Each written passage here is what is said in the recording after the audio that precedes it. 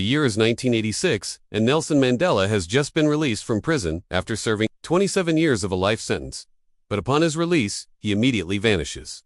Wait, what? Yep, that's not a plot twist from an action movie. It's reality, or at least it was until recently. If you were alive back then, you probably remember the joyous occasion when the world learned that the anti-apartheid revolutionary had finally been set free. But now, when you tell people about it, their faces are filled with confusion. Most don't recall Mandela ever being in prison. After all, he died peacefully in his sleep in 2013, right? No, that can't be right. What if Mandela wasn't the only thing that changed? What if parts of our collective memory have been rewritten, erased, or replaced? Welcome to our channel. And today, let's find out if this sounds crazy. That's because it might not be. We humans have pretty good memories, except when it comes to things that never happened. You know those childhood memories you've shared countless times with friends and family? Well, research shows that most of them are false, or at least inaccurate. In fact, psychologists believe our brains reconstruct memories each time we recall them, leaving us with new versions of events that never actually occurred. So what does that mean for history? Are our best-known cultural touchstones just myths? Consider the iconic line from the 1999 movie, The Sixth Sense. At the end of the film, Bruce Willis's character, Malcolm Crowe, tells Haley Joel Osment that he should unsay goodbye to his dead wife, because she doesn't really see him as dead. Instead, Malcolm tells Haley to say hi to her for him. Pretty sad. And yet most people seem to remember the line as "Tell her I said hi to her."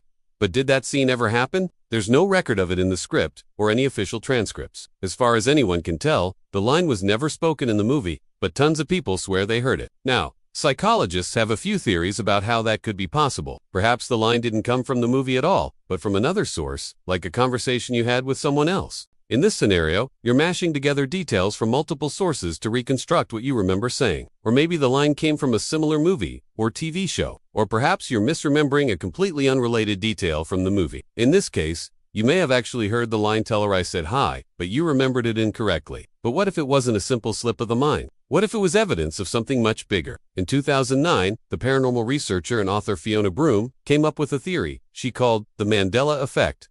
According to this theory, people collectively misremember major historical events. Not because they're psychologically unstable, but because they're slipping between parallel universes. Okay, pause for eye roll. Here's how it works. Imagine you have two friends named John and Jane.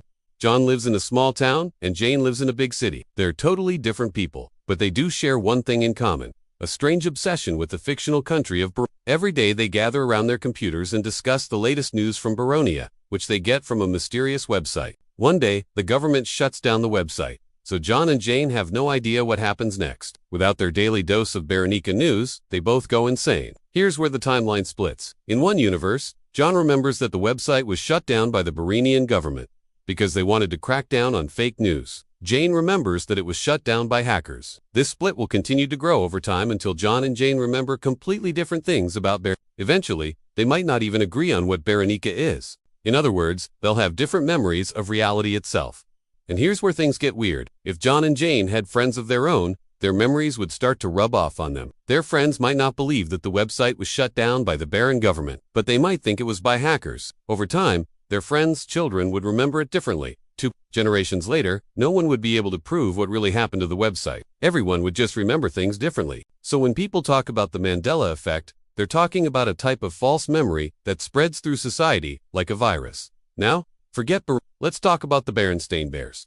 Do you remember the children's book series about the wacky adventures of Brother Bear and Sister Bear? Of course you do. But did you know that for a brief period of time in the late 1970s, the bear's last name was spelled B-E-R-E-N? That's right. The characters in the books were officially called the Berenstain Bears. But today, everyone seems to remember them as the Berenstain Bears. This isn't some obscure footnote in Wikipedia. It's literally one of the most popular examples of the Mandela Effect. Even more confusing is that there's no logical explanation for the change. Some people believe the books were retroactively renamed after the public got tired of hearing about the Berenstain Bears. But there's no record of that happening. Others say they bought the Berenstain Bear books before the change, but they're now mysteriously out of print.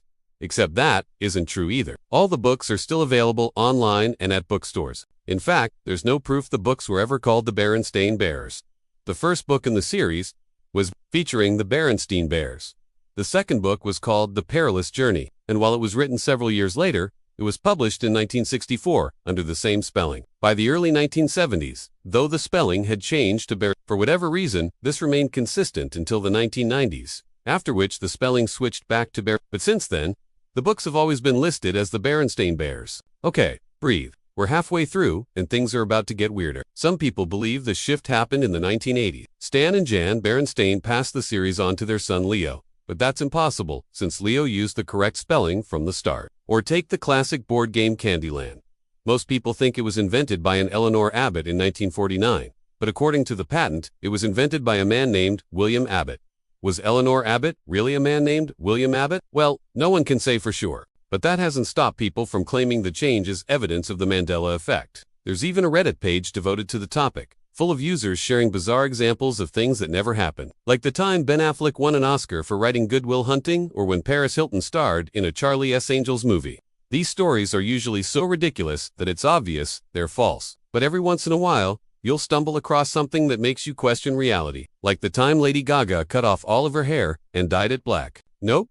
But you can bet that if it had happened, someone would have started a Reddit thread about it. For example, in February 2012, BuzzFeed published an article titled "People on the Internet are convinced that Lady Gaga just cut all her hair off." And while the internet was buzzing, it wasn't about the Mandela Effect. The article discussed a sudden change in the singer's appearance, noting that fans speculated she might have cut her hair for a new role or to raise awareness about cancer. But one fan stood out from the rest. Using the username Megan Nader, she wrote, "It hasn't happened yet, but it will. She's gonna chop it all off tomorrow on SNL. I just know it." And wouldn't you know it? During her performance on Saturday Night Live, Lady Gaga revealed that she had cut all of her hair off. But that wasn't the weird part. It wasn't the first time she'd done that. Since 2010, Lady Gaga had chopped off her hair 3 times, and all of those haircuts were widely reported in the media. But the person whose haircut Megan Nader predicted hadn't happened yet was none other than Katy Perry. So, who's right? Does Lady Gaga have photographic memory, or did Megan Nader accidentally glimpse into the future? Actually, neither. Lady Gaga's hair was chopped off twice in 2010 and once in 2012, but by Megan Nader's account, those haircuts took place in 2011, 2012, and 2013. Coincidence? Maybe, but probably not. According to researchers at the University of Southampton, we all unknowingly experience déjà vu about once a week. Déjà vu is French for already seen, and it's that odd feeling that something you re-experiencing right now has already happened in the past. Most of the time, déjà vu is just a glitch in the brain. It happens when your brain processes 2 memories at the same time. But déjà vu isn't the same as the Mandela Effect. The Mandela Effect is when a large group of people share the same false memory. But why would that happen? Well, one theory is that alternate timelines are bleeding into our own. When 2 timelines intersect, memories from the alternate world enter your brain, overriding the ones that should be there. Other researchers believe it's just a glitch in the brainstem, while others believe it's a sign of something much more sinister. In 2013, Fiona Broom came up with a theory of her own. She believes the Mandela Effect is actually a form of retcon, which is a fancy word for retroactive continuity. A retcon often happens in fiction, like when an author writes a backstory for a minor character that no one cares about. But sometimes retcons happen in real life, too. Take, for instance, the Great Emu War of 1932. The story goes that an Australian military officer, led a force of 2,000 soldiers against 20 million emus. The goal was to destroy the birds, who were damaging valuable crops. But the emus proved to be surprisingly resilient. They flew away when the soldiers approached, and they weren't scared of the bullets. The war lasted for months and ended in stalemate. Except the Great Emu War was never real. In 1932, Australians did battle with emus, but it wasn't a formal war. A few dozen soldiers were sent to deal with the birds, and they fought for less than 2 weeks. The battle was so humiliating that the army refused to discuss it. The details of the war were kept under wraps until the 1990s. But once they were revealed, they spread like wildfire. Today, the Great Emu War is considered one of the biggest disasters in Australian military history, but it never happened. But who's behind the conspiracy? Who's creating alternate timelines and rewriting history? Unfortunately, no one knows. Researchers can't even agree on whether the Mandela Effect is real, let alone who's responsible. The most plausible explanation is that people are misremembering events, but there's no way to rule out the possibility that our universe is constantly changing. In fact, that might be the only explanation we need.